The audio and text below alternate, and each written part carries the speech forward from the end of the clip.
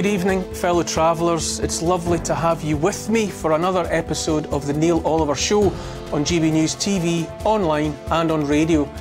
This week, I'll be talking to one of the lead campaigners of the infected blood scandal that affected tens of thousands of people between 1970 and the early 1990s. Jason Evans lost both his father and his uncle to transfusions and has worked tirelessly for justice ever since. I'll be asking why some American politicians are keen to take control of the TikTok platform. Is it ethical? What does it mean for free speech? Associate Director at the Academy of Ideas, Alistair Donald, joins me to discuss. I'll then be joined by former White House Chief Strategist Steve Bannon to talk about what Donald Trump actually meant when he said that his defeat in November's election would result in a bloodbath. Plus, plenty of discussion with my panellist, political commentator and intellect, Frank Furedi.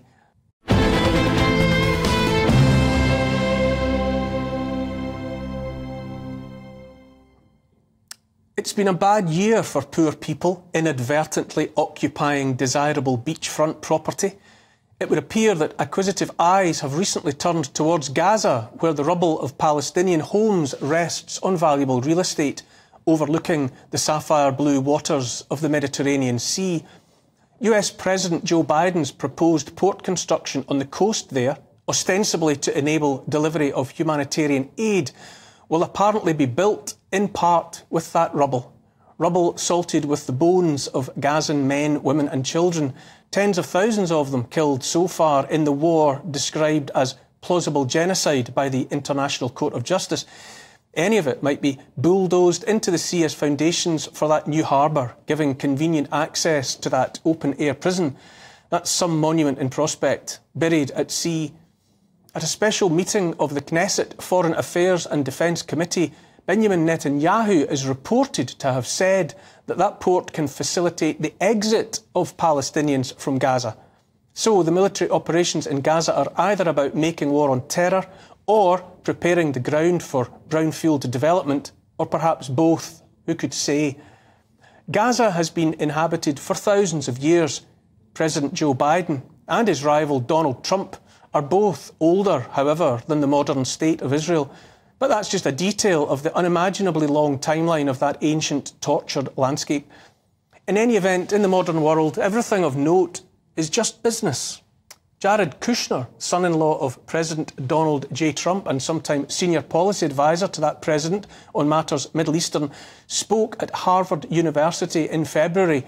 Quote, "Gaza's waterfront property could be very valuable."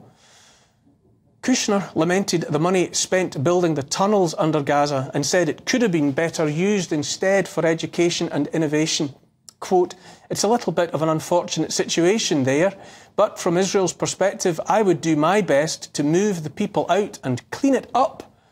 He said he didn't think Israel had publicly stated it didn't want the locals to move back towards their former homes, but he said that if he was in charge of Israel, his number one priority would be moving Gazans out of the southern city of Rafah, and that it might be possible to shovel those displaced souls, already displaced more often in one lifetime than a person might count, onto a spot somewhere in the Negev desert in southern Israel. Quote, "I would just bulldoze something in the Negev," he said. "I would try to move the people in there. I think that's the better option, so you can go in and finish the job." I'm not picking on Kushner particularly. He just happened to be recorded speaking the truth out loud. What he said at Harvard is what many others think anyway. Clear out the Gaza Strip, ready for something else, someone else. Business is business, and in the property business, as we have learned to say, it's all about location, location, location. It's not just the ruins of the Middle East that offer opportunity for men and women of fertile imagination and iron will. Before Westerners arrived in Hawaii, the place was a sovereign kingdom with its capital at Lahaina on the Emerald Island of Maui. Last year, the worst US wildfire in a century incinerated the place, killing around 100 people and destroying at a stroke 3% of the island's housing stock, much of it featuring the sort of sea views and beach access desired by some of the world's wealthiest people. Native Hawaiian residents, working class among them, had fought for decades to resist development, But in a matter of hours, they lost everything anyway. In the aftermath, they were displaced. But while their homes were gone, their mortgages were not, and those still had to be repaid. Many struggled in all sorts of ways, taking refuge in all sorts of temporary accommodation. Suicide rates went up. There was a spike in the number of calls to a hotline for victims of domestic violence.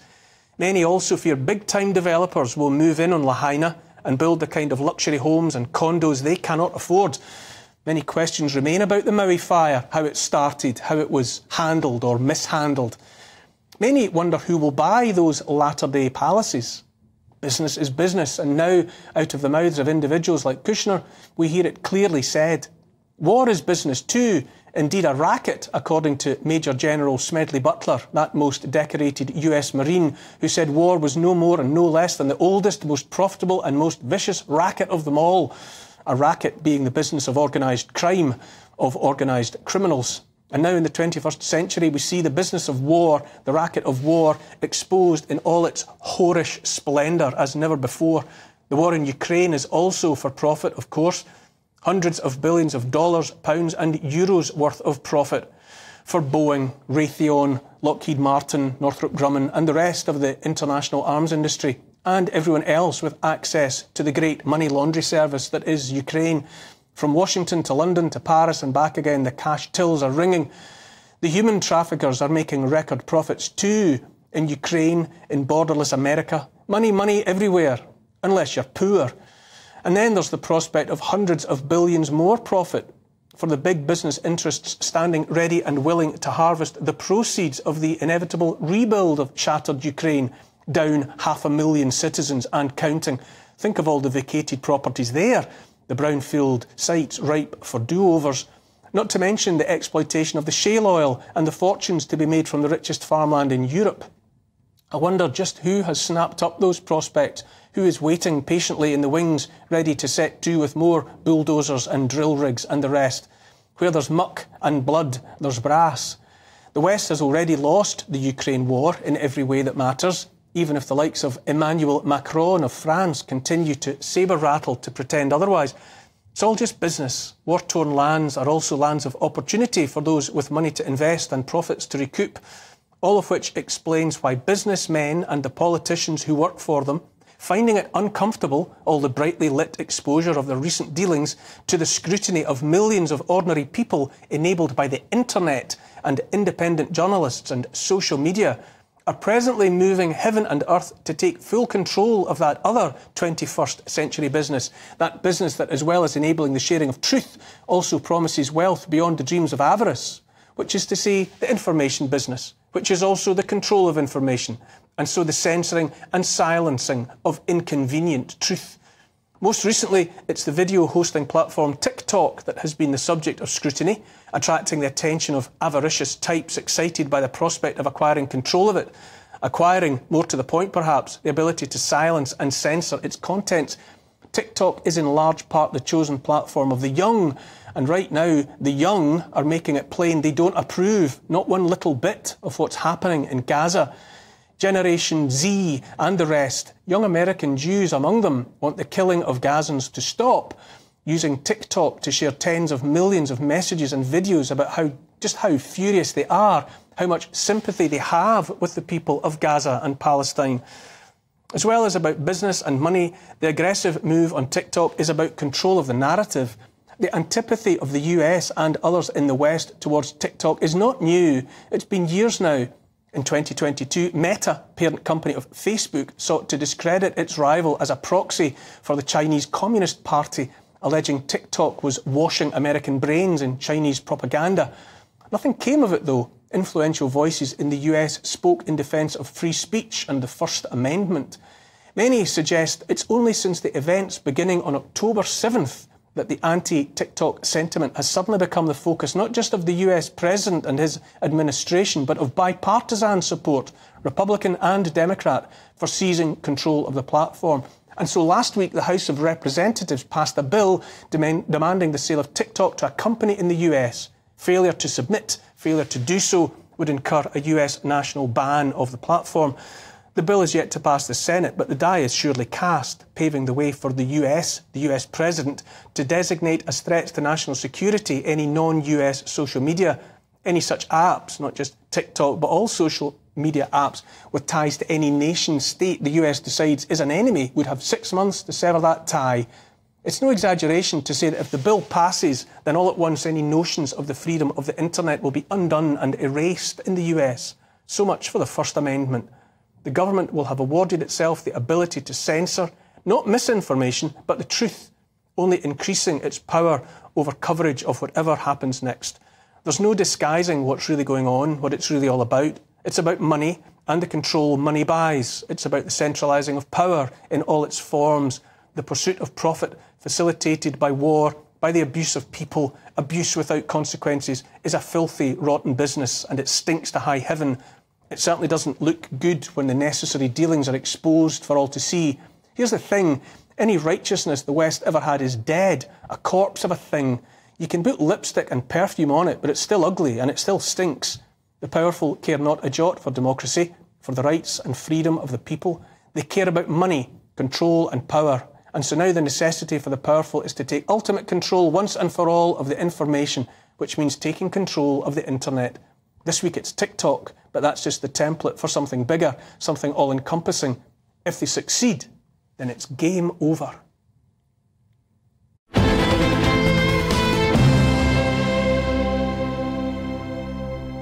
I'm joined this week by the Emeritus Professor of Sociology, Frank Furedi. Frank, the feeling all the time I get is that one government after another demonstrably doesn't trust the people, and so needs to take control of everything that the people do and how they share information. Yeah, I mean, I think they kind of given up on the people.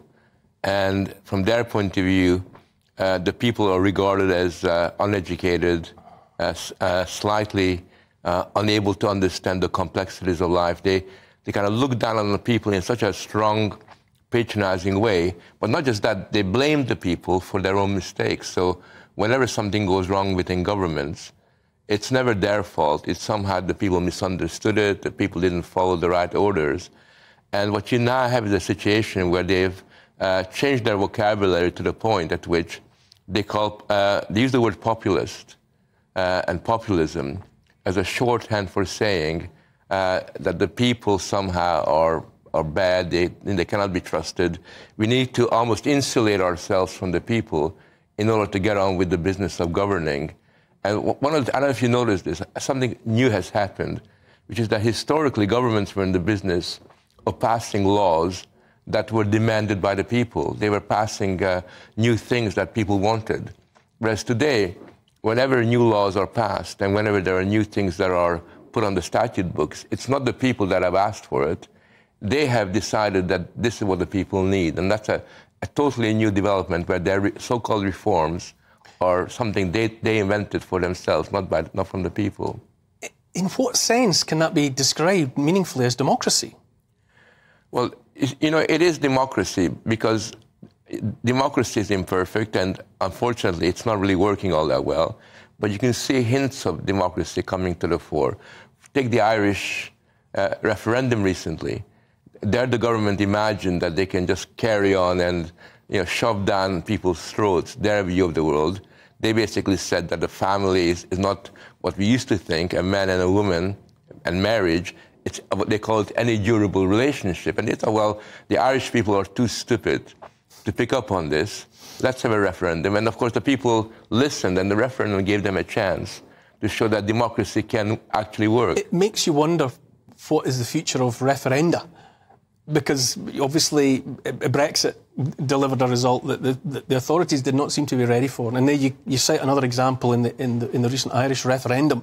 Surely the state will be learning that referenda are problematic, to say the least. It is, and I think for our part, we have to really promote the idea of referendum. So whenever something new comes through, we should insist that, okay, well, if you think this is important, well, why don't you consult the electorate, let them decide, yea or nay. And it seems to me that one of the ways in which the democratic deficits in Western Europe can be corrected or minimized is by allowing the people to have more access to referendums. I think that's the way forward. Hear, hear. We're on a break already. after which I'll be joined by the founder member of Factor 8, a group set up by Jason Evans to try to get some sort of justice for all those affected by the infected blood handed out in the early 1990s. You're watching The Neil Oliver Show on GB News. Don't go away.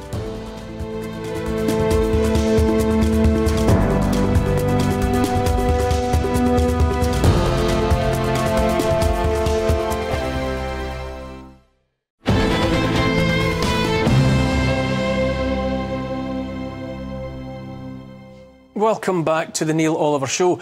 To give you a little bit of background to my first guest this evening, Jason Evans lost his father, Jonathan, when he was just 4 years old, back in October of 1993. Jonathan was infected with both hepatitis C and HIV from infected Factor 8 blood products.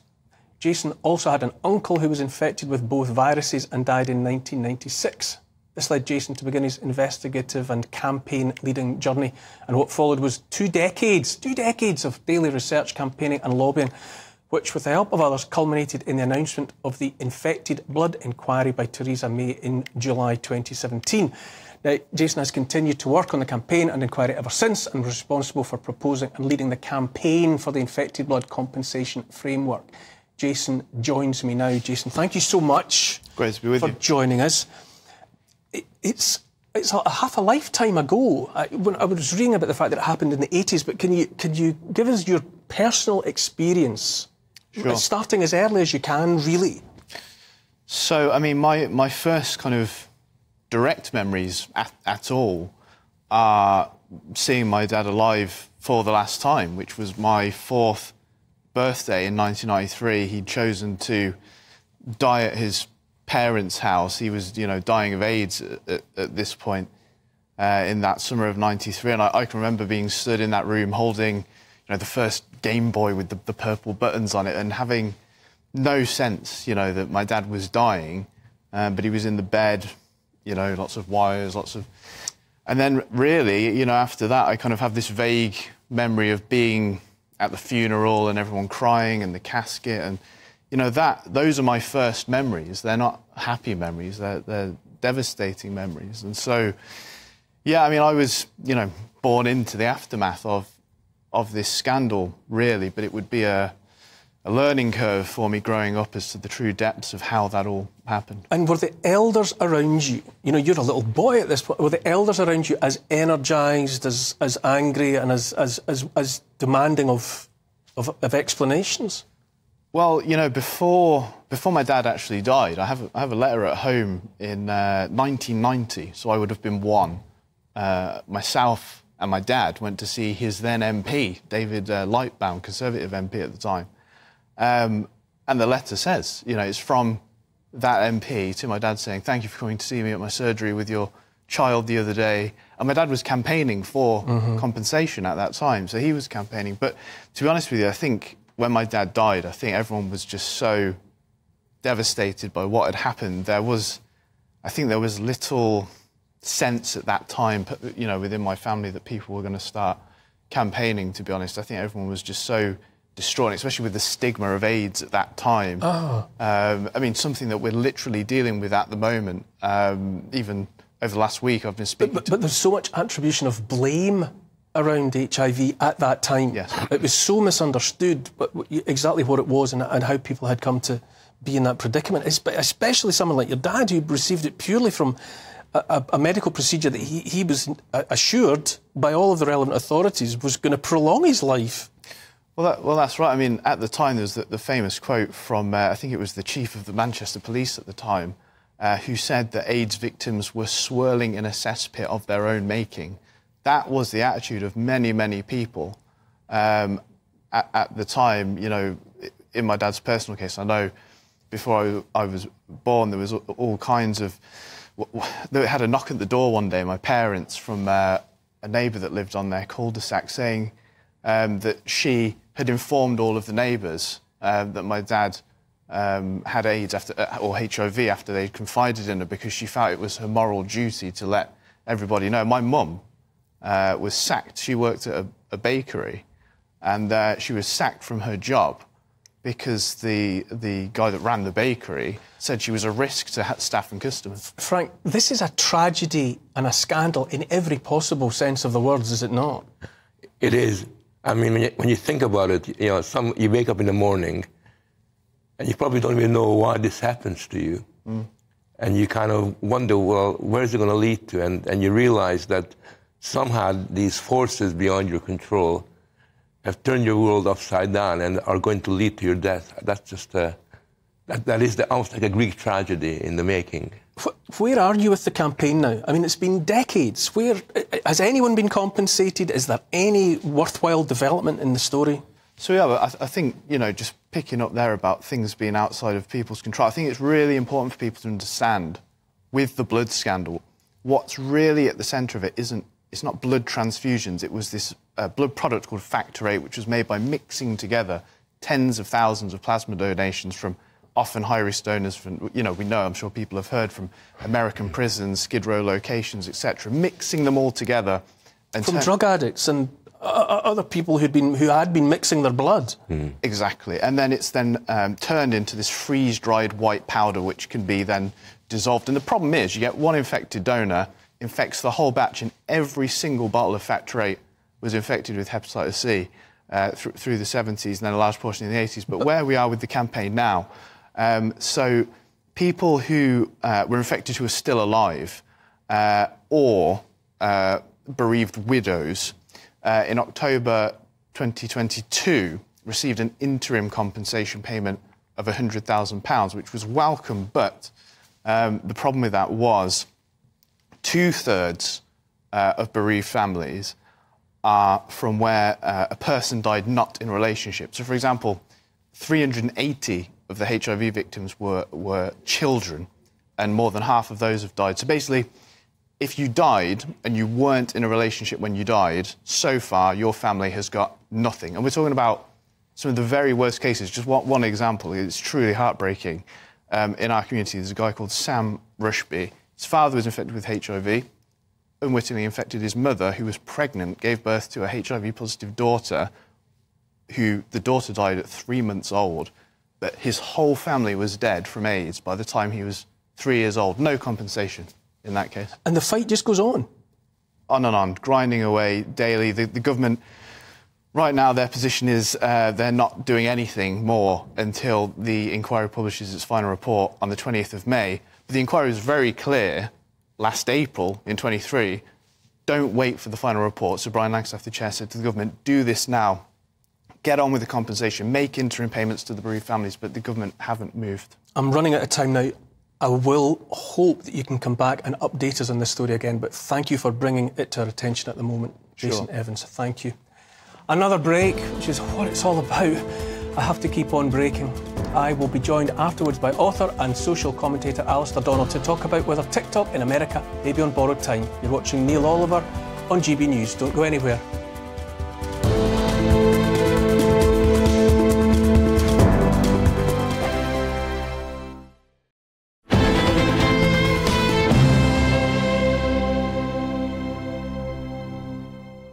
Welcome back to the Neil Oliver Show. Now, the US House of Representatives has voted through the euphemistically called Protecting Americans from Foreign Adversary Controlled Applications Act, which would essentially ban TikTok and the freedom of 170 million TikTok users to express themselves.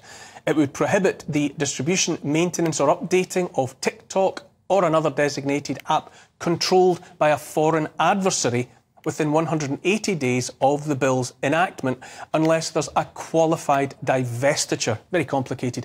I'm joined now by former Republican Congressman and political pundit John Le Boutillier. Thank you for making time for us this evening, John. Thanks for having me. It's a very important topic and one of the few things in America that has united both Republicans and Democrats. And why is that? I know I'm aware of the fact that the bill has been around Washington for a number of years.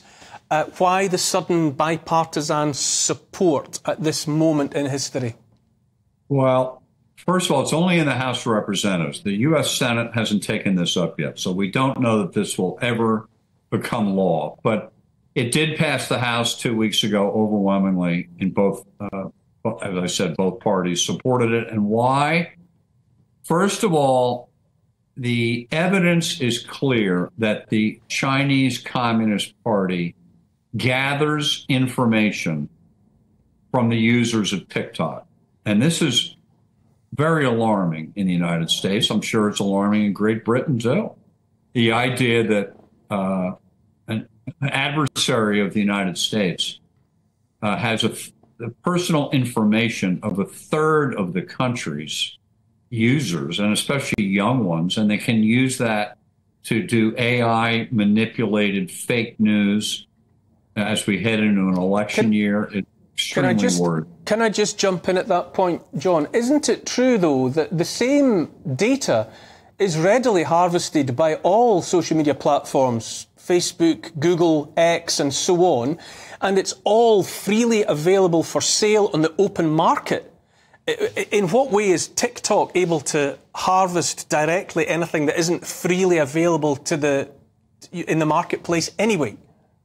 Well, I don't know that the communist Chinese aren't getting the same information from Facebook, say Meta. Maybe they are, but they're definitely getting it because they own ByteDance, which owns a TikTok. And so when you sign up and fill out the stuff, it all goes to Beijing, for God's sakes. We know that.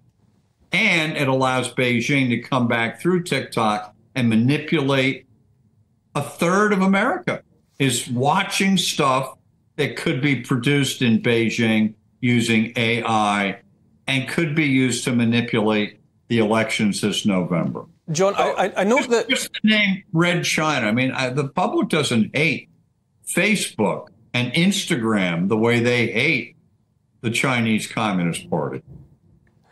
I'll take that at face value, John, but I have to say that US intelligence has produced no evidence that TikTok has ever coordinated with Beijing. And when asked recently for evidence of TikTok's actual threat, an FBI spokesman said, "We have nothing to add." Despite all the speculation about Chinese propaganda, the FBI and others have not been able to point to anything specific and say, there it is. Well, something clearly has motivated almost 400 members of the House out of 432, so I have a few vacancies at the moment, to vote for this bill. So it's a very popular bill, but it's not the law yet. So we'll see. And maybe senators will ask these questions that you've raised. But I don't think you're going to find any doubters that when in doubt, assume the worst out of Beijing.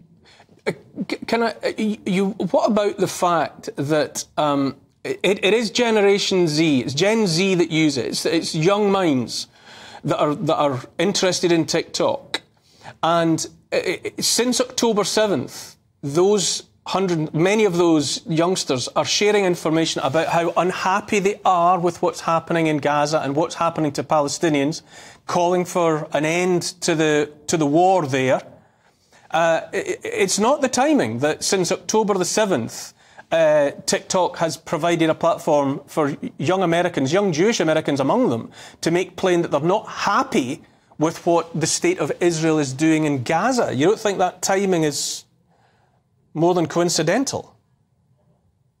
Well, except that of the 380 some odd numbers of members of the House that voted for this bill, there were people who were pro-Israel and pro-Palestinian who voted for it. I don't think that's the issue that motivated. I think it's Red China and the Chinese Communist Party that is the one thing that can unify an otherwise divided political scene in the House of Representatives.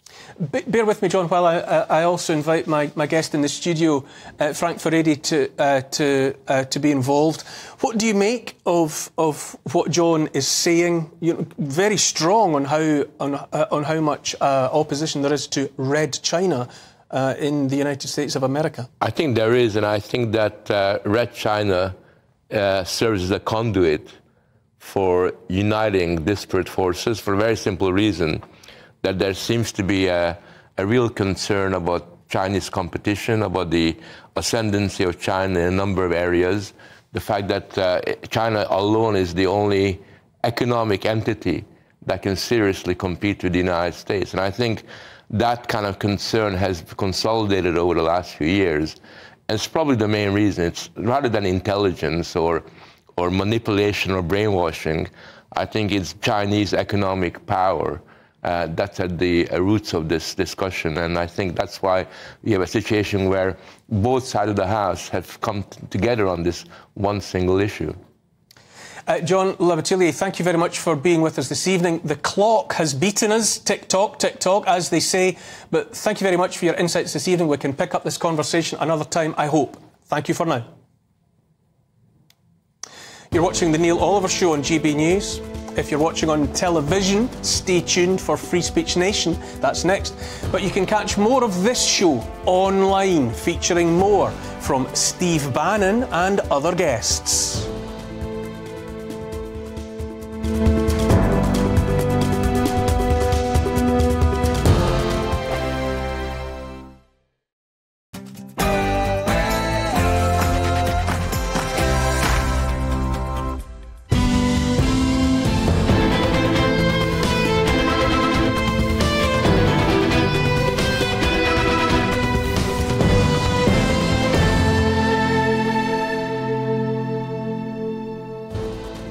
Good evening and welcome along to the second hour of the Neil Oliver Show, where I have a chance to have a longer, more relaxed and reflective, in-depth chat with my guests.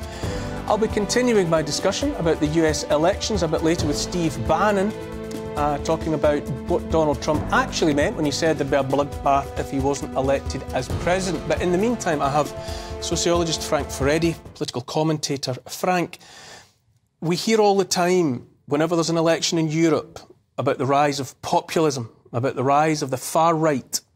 How do you interpret that pejorative term?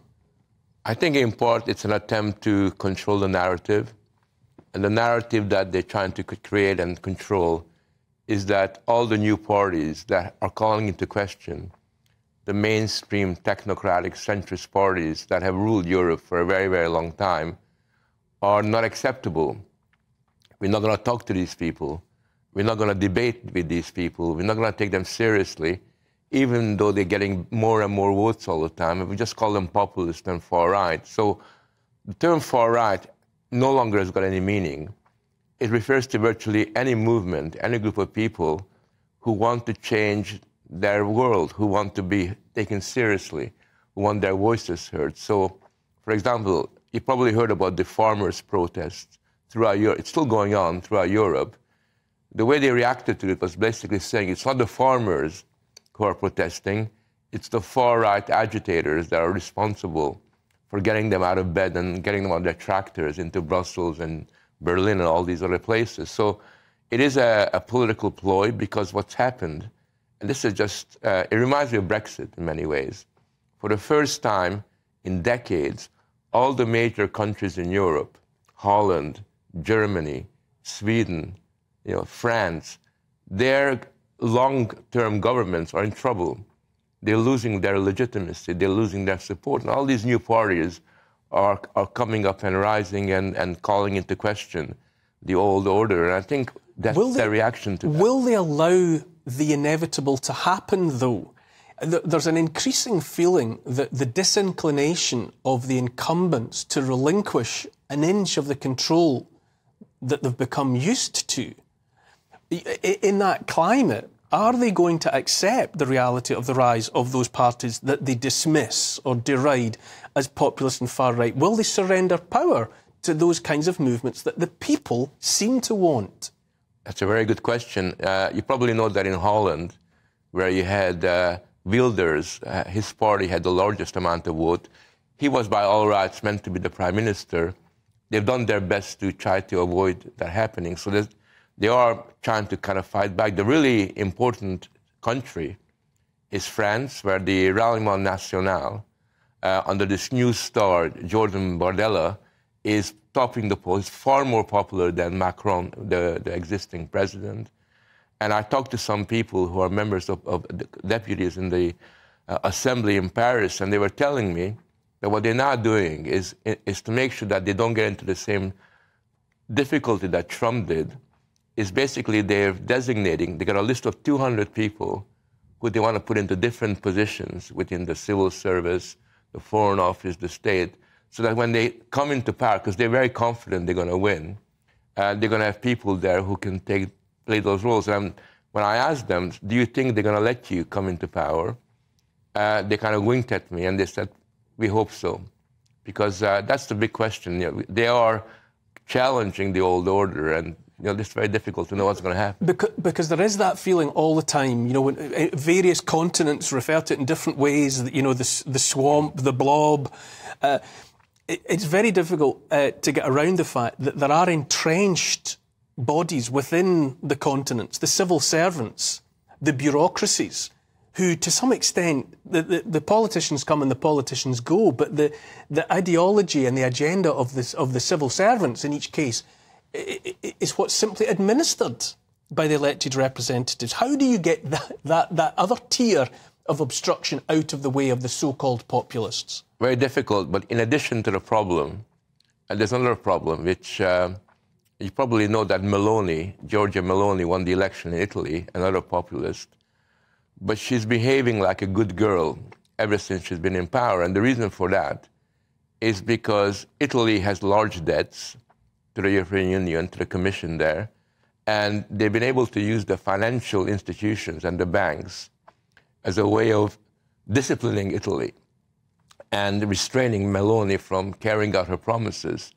So Meloni, to some extent, has been captured by these international institutions who are very carefully looking at Italy and telling her, in a sense, we'll let you get by, we'll help you with your economic policies, but you in return have got to play by our rules. And that kind of manipulation, that kind of control, the thwarting of the democratic will is going to be a problem in France, it's going to be a problem in Holland and elsewhere. So in addition to the civil service and the entrenched bureaucracy, you also have these international organizations who are able to wield tremendous power to make sure that the populist will and the populist dream doesn't get realized. Because of what you're saying, it's very interesting to me that the West criticises Russia, let's say, for having no democracy, which increasingly to me seems rich. You know, I wonder at the extent to which the West, given what you're saying, is still able legitimately, seriously, to criticise the state of democracy in Russia. When you look east, you know, and we traditionally say there is no democracy in Russia, but are we still able properly to criticise them for that? Well, you can criticise Russia as long as you don't have a double standard and you take the same approach towards your own deficiencies. I think that there is a lot of problem with democratic, representative democracy in Europe, in the western part of Europe, which is very rarely acknowledged. You know, you can have a situation in Britain where you can have a party like UKIP or various other parties getting substantial amounts of votes, 15, 16%, and not getting a single representative in Parliament, which is is a condemnation of the kind of democratic institutions that we have. So you can criticize that, but and you should. In Russia, we have a different problem. In Russia, the problem is that there has never been a historical tradition of party politics, of democratic decision-making. There you've had a situation where the Russian society has been very, very centralized. I mean, you have to remember, Russia is a huge, huge country and very disparate and potentially capable of fragmentation. So it's been held together by a centralized bureaucracy. And Russia's always been like that. And nobody criticized Russia under Gorbachev. And in a sense, it was no less or no more democratic than it is now.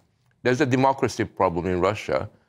But we have to remember that although we can criticize President Putin for the ritual, this kind of ritual that he put on in terms of the election, nevertheless, by all accounts, he has got a substantial degree of support within Russian society. Russia is interesting because many, many Russians feel that they've been, to some extent, let down, that Russia has lost its status as a serious power, mainly because of the West putting a lot of pressure on it.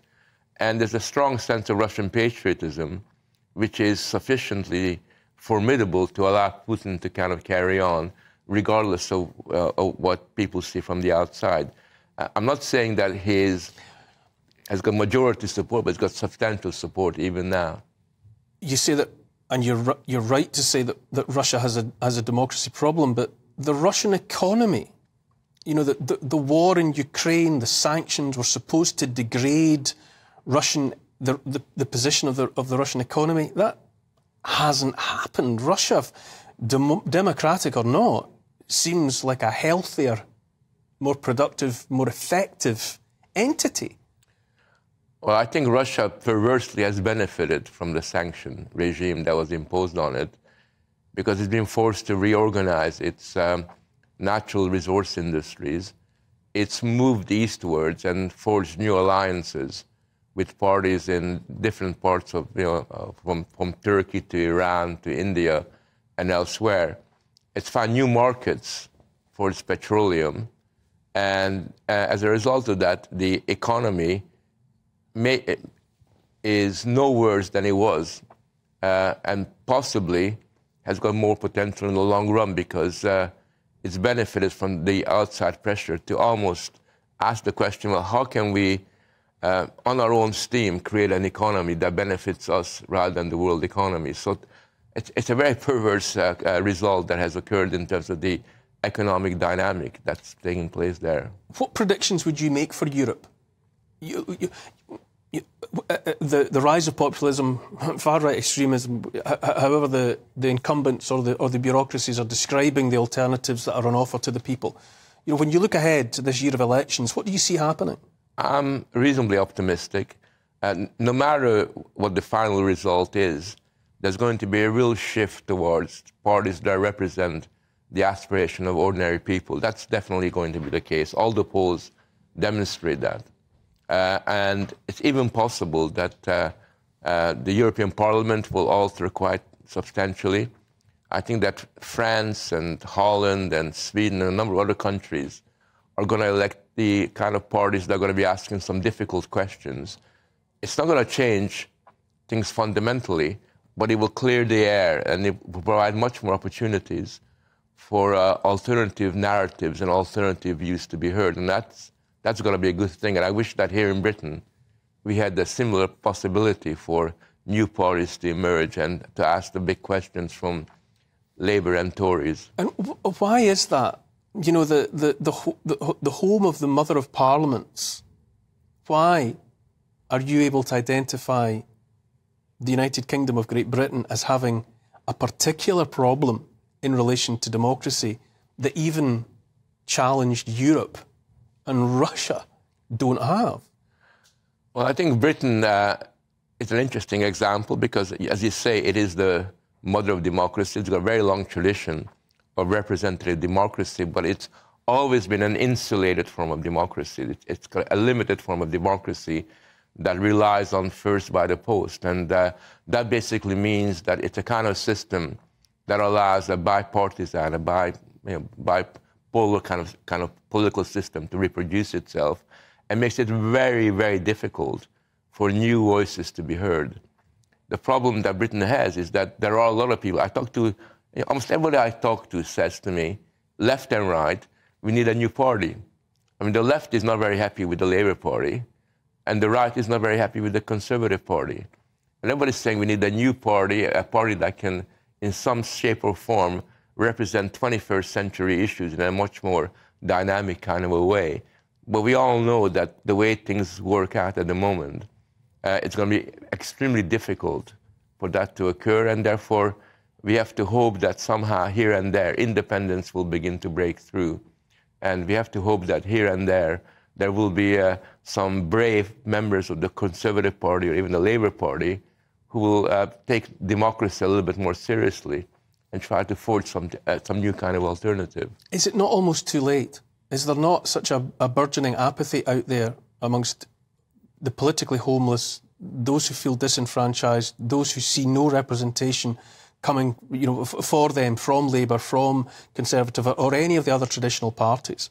Is it not too late, almost, that even the advent... There are other parties out there, there are alternatives out there, but they're not galvanising the kind of movement that would be required to update the system? I don't think there is such a thing as a lost cause. If I did think that, I think I wouldn't be on your show, wouldn't be arguing, wouldn't be discussing, because I think as long as the human spirit lives on, as long as people are able to look around themselves and wish to take control over their lives, there's always a bit of hope. And I'm very much thrilled by what happened in Ireland recently. Every single mainstream party was on one side, the people were on the other side, and the parties got defeated. Similarly here in Britain, a lot of people are leaving their parties. There's no enthusiasm for those mainstream parties. And somehow, one way or the other, something's going to give, something's going to happen that will create the potential, the basis for some new movements to emerge. Something's got to happen, indeed.